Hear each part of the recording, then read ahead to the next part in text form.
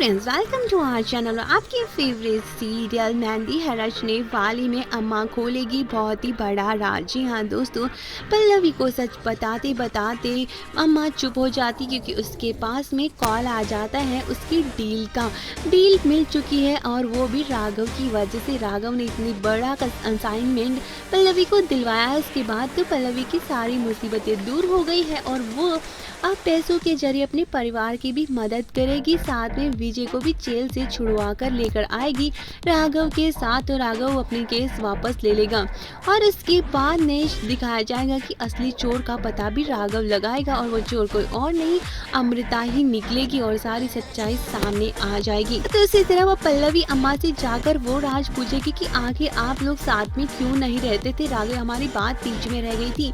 और अम्मा बताएगी कि राघव की वजह से उसके बड़े भाई को और उसके पापा को लोगों ने पीट कर मार डाला था और उसमें राघव ने किसी से बहुत ही बड़ा पंगा ले लिया था। उसकी वजह से उसके भाई और पापा को उसकी सजा दी थी लोगों ने और इसमें दोनों की जान चली गई थी। और इसी बात की वजह से राघव के वो साथ नहीं रहते थे क्योंकि राघव हमेशा उल्टी सीधी हरकतें कर हमारे घर को बदनाम करने की कोशिश करता था, गुंडागर्दी करता था और यही वजह है कि वो अपनी बेटी के साथ में राघव से दूर रहती थी, यहाँ तक कि उसे बेटा भी नहीं कहती थी।